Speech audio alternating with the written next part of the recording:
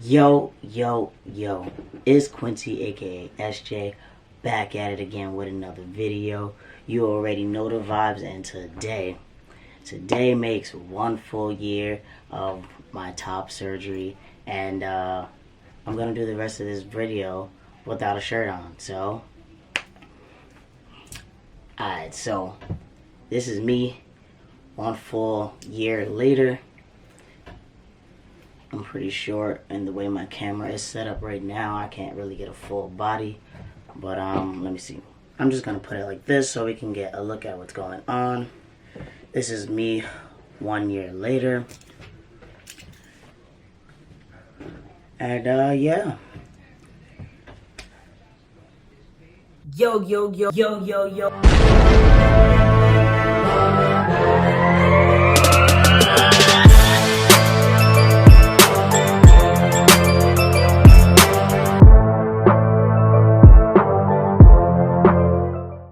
I couldn't be more happy. I couldn't be any more excited. I am often in this state of euphoria when I'm in the mirror, when I'm looking at myself without my shirt on. I feel, I don't even know if there's a word for this happy feeling that I'm always feeling when I look at my chest. Like, I just feel amazing. Like, I feel relieved, feel at peace. I feel so much freedom. I just love everything about what I got going on. As we all know, I did develop keloids, and I did have a crazy bit of scarring, but I feel like it's okay. Like, to me, this looks great. I mean, it gives me like the man cup chest effect, so it kind of makes it a little more enhanced. But I like it. I mean, I don't know. It just looks good to me. It feels good to me. It makes me feel free. And I'm just really happy about it. But this video, I am gonna drop some questions that I feel like are necessary for all of us to ask our surgeon if we are getting top surgery. So I know some of us, well, I had the benefit of having multiple trans friends. I've had the benefit of having a big trans community. I've had the benefit of having just multiple people within the community that I can seek out to and get a lot of resources from, just a lot of feedback. I spoke to a lot of people before I got surgery and say, like, hey, what should I do before I go there? Like, is there any questions I should ask? So I was just going through, talking to my friends, and a lot of people helped me out, and they were able to tell me, like, you know, just things I should look for before getting my surgery. So definitely do your research before getting your surgery. Look up your surgeon, see how many years they've been practicing, see what they stand for, right? Try to look up some pictures. Also, if you are a person of color, see if they've worked with other people of color. See what their pictures look like before and after. You want to see if that person had a chest like yours before they got the surgery. So for me, my biggest thing was I needed to make sure that my doctor worked on people of color, because like I said, as I told you all before, I scar pretty crazy, and I wanted to make sure, like, whoever else that they worked on, like, see what their scars look like after the fact. Also, I wanted to see what folks look like before they had their surgery, because I had a larger chest than most, and I wanted to make sure that my doctor my surgeon could handle that. Like, I wanted to make sure that this is something that he's worked with before, and he could assure me that things were gonna look good after the fact. I went through all the right steps. I followed all the right procedures. I did what I needed to do after surgery, before surgery, the preparation, and my scarring and things that happened to me afterwards wasn't technically his fault. I think it was just my body reacting the way it does, and because I saw the pictures of people with skin like mine, or like chest like mine, and those people scars looked amazing afterwards, which really put me at comfort when I was choosing him. He had showed me many pictures.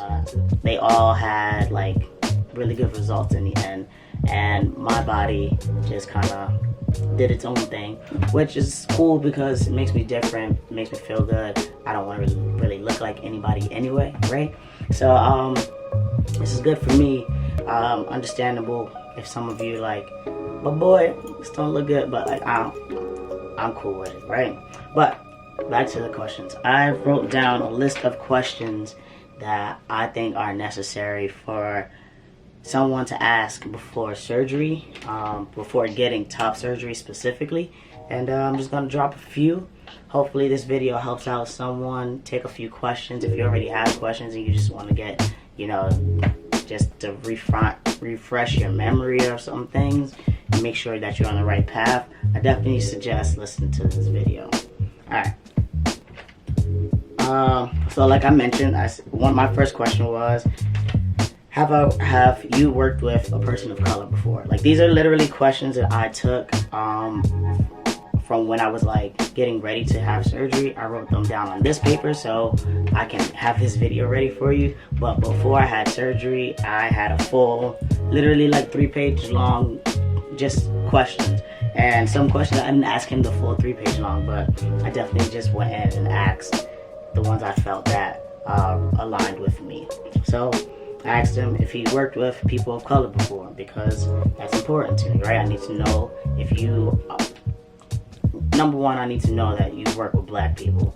That's important, because if you don't, then I probably don't want to work with you, right? I don't want you on my body if you feel like you can't work on black people. That's important to me, number one. Two, I need to make sure my scars was going to be okay, right? I need to make sure, I want to know what it was going to look like afterwards. I kind of talked about that already, so I won't get into it.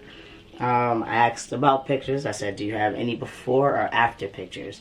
Always want to see what the before looks like, and definitely after, just so you know how things should look from when you are, you know, finished with your surgery. Is it 100% accurate? Clearly not, but it's helpful to see. I asked also, how long have you been doing this type of work?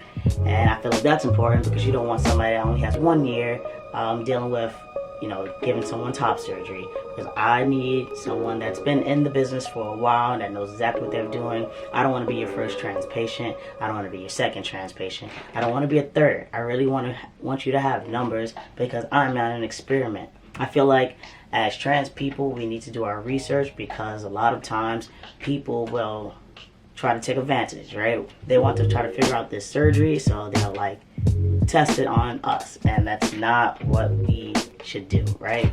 Make sure you have all of those questions beforehand. Make sure you are understanding what's going on, how many people this person works with, and just so you're not an experiment. You don't want to be a guinea pig, because things can go very, very, very wrong. Dog ears. This question specifically was about dog ears. I asked, what is the likelihood that I would have dog ears? For those of you that don't know what dog ears are, I don't have any, but dog ears usually come on the side of where your scars kind of end, and it's like excess like skin that kind of like hangs, right? I'll see if I can find something on Google, maybe put a picture in, but I don't have dog ears, and I was really concerned about it because I had like larger chest, right? So that extra skin, I was afraid that it was gonna stay there and kind of just, you know, like hang from the side. And it also depends on how well your surgeon cuts. So your surgeon should know where to stop. So sometimes surgeons stop a little too soon, and then that'll create the dog ears, or any other excess like tissue that you have there, or excess fat that you have there can create dog ears. So definitely ask about that, because it's not always a great view, right? And don't get me wrong, I'm not coming for anyone that do have dog ears. Your body is your body. If you love your body, then I am here for you. But I definitely, for me personally, I didn't want dog ears, because I knew I wouldn't have liked that. I would have been that would have made me super dysphoric. It's not like a normal look for me. When I look at cis men, they don't have dog ears, right? So when my chest needed to align with what other cis men look like, kind of, sort of, but I know I just didn't want dog ears. So I made sure I asked that question. My next question was, see how concerned I was about dog ears. I said, if I do get dog ears, how soon can we do something about it? So if you are someone who developed dog ears after your surgery, you can have an additional surgery to get them removed. I knew I didn't want to get an extra surgery, so I was just like so concerned. I was like, you gotta tell me what's up, make sure these lines are perfect, like I need to know that you know what you're doing. And you know, he just kind of put me on the path where it was like, look, you ain't gonna have dog ears. I know what to cut. I have never had that problem. If I probably should have started here, but if you are someone that smokes cigarettes, marijuana, whatever it is that you do, you want to ask your surgeon, how soon should you stop? Very important, because if you are someone that do smoke, you will have an issue when it's time to get your surgery. Healing through your body, you will definitely have an issue, because smoking will cancel out some other effects that helps your body heal. And also, if you do smoke like close to your surgery date, you will have issues, and you will have an effect on the, what's the thing called that, you know, that knocks you out? Anesthesia. Yeah, you will have effects with anesthesia. So try not to smoke around your surgery date. If you are someone that does smoke heavily, try to cut back. If you're heavy with drinking as well, try to slow that down. Also, you just want to make sure that your body can withstand this surgery and you have an awesome recovery. So one of my other questions was, do I have to lose weight? Now, me, around my time of my surgery, I was like a lot heavier, but it wasn't my heaviest that I've ever been.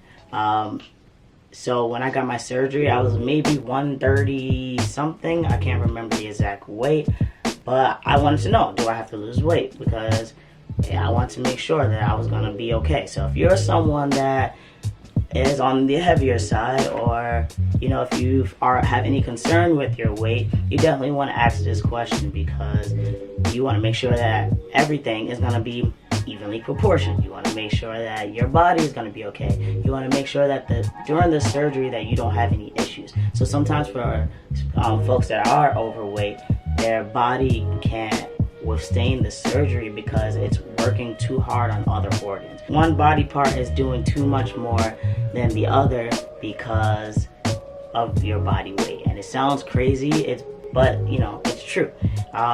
You don't want to have one part working more than the other, because then we're going to cause a whole domino effect of failures and possibly cost your life. So if you are someone that on the heavier side or ever had any concerns about your weight, definitely ask these questions. Try to get a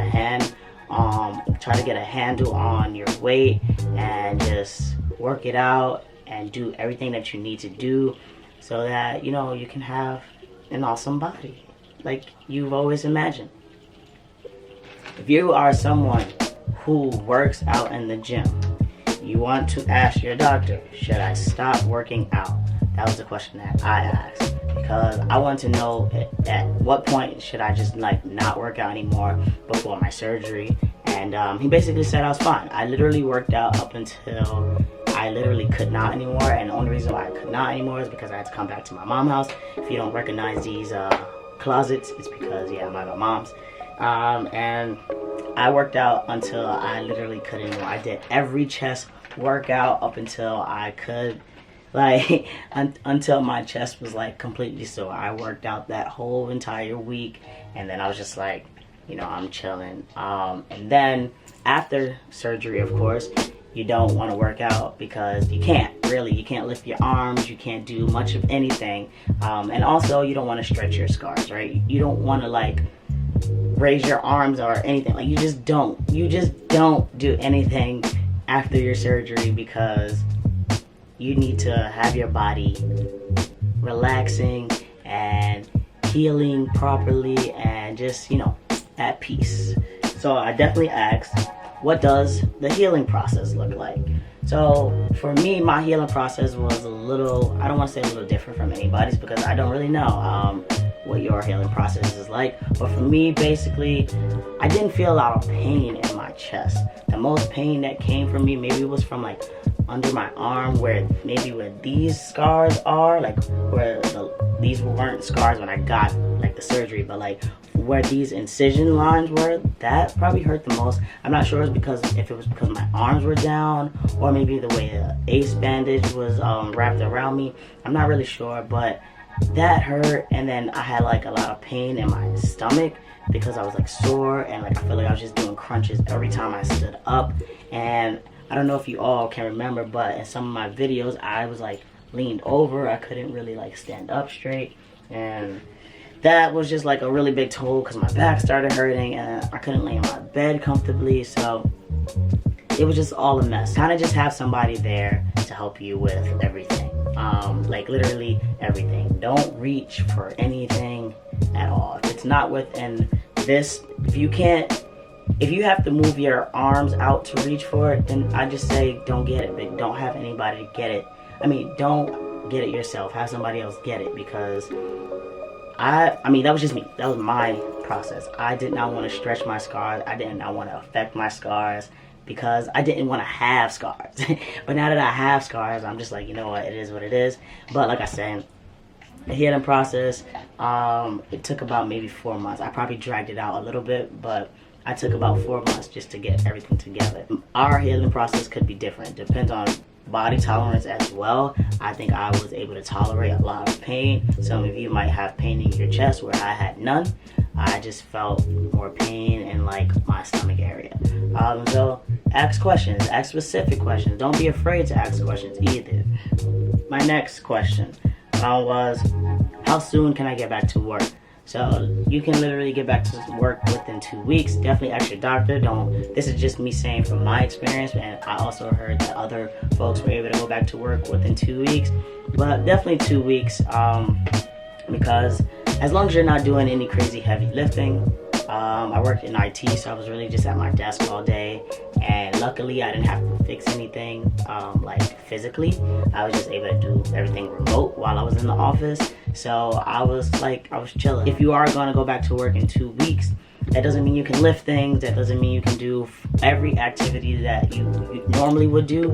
You have to cut back a little bit and try to just be as still productive at work, if that's possible for you. And if it's not, I recommend staying out a little longer than the doctor, or a little longer than the initial recommendation would be. I'm sure your doctor could write you another note and make sure that extension is longer. If you do have those vacation days, it's time to take them. Those PTOs, take those days, because you need it for your health, and that job don't care about you that much. So my last question, this really wasn't my last question, but on this list, it's my last question. And I just really wanted to know, when could I shower? I love the shower. It's like my favorite time of the day. I like just standing on the hot ass water and just having everything hit me. And my doctor told me I could take a shower. I think he said a week.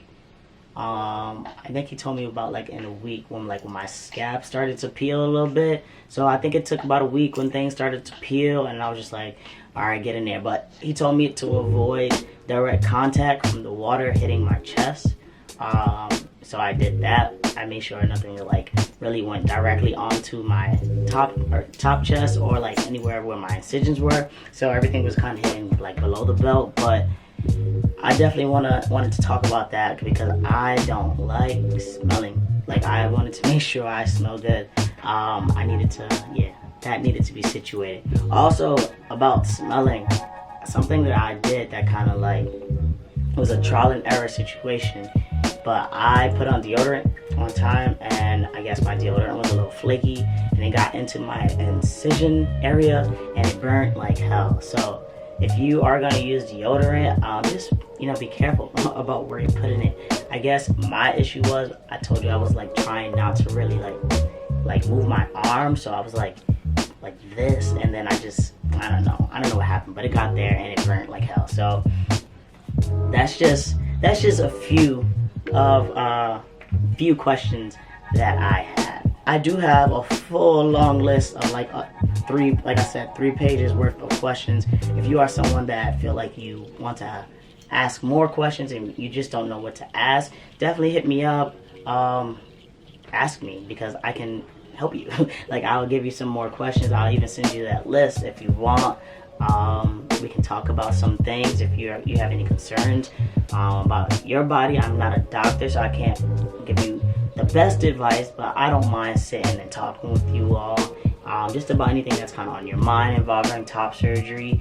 And yeah, that's really just it. Don't be afraid to ask a million questions. I was looking forward to going in to asking all those questions on all those pages, but I felt like he was able to answer a lot of my questions within other questions. So, and look out for that too. You don't want somebody that's just direct, answering your questions, boom, boom, boom. Let them try to figure out their personality too. See if they're a good, genuine person. Like, see if they can actively, like, pull you in, right? Like, this is basically a job interview, but you are the interviewer, and you need to make sure that they are set for your life, right? Because now they are part of your life. So you want to ask everything that you feel like is like that you need to ask. Like, there's no stupid questions, there's no wrong questions. Like, ask everything that you absolutely need to ask, because this is your body. You have to live with this. This is your results. You have to be within this body looking like this. So make sure you get everything out. And even if you have questions after you leave that doctor's appointment, you got his number, got her number, you got their email. Figure that out. Email them. Don't ever feel like you are ignoring. Don't ever feel like you are annoying this surgeon, because it is their job to keep you informed and make you feel well. So, and feeling well is not just a part of your body, it's also your mental and your stability and your, like, all of that. So just make sure you're doing everything that's important to do, you know, before surgery. And like I said, if you have any more questions, feel free to hit me up. Like this video, go subscribe to my channel, hit that bell so you can get notified when all my videos drop out. Drop a comment down below. Wish me a happy anniversary, because today is my 1 year, March 13th, and I'm super proud. Like, this feels amazing. Thank you all for watching this video. Share this video. If you have any questions, hit me up. Follow me on Instagram at SJ the Almighty, and catch me next time.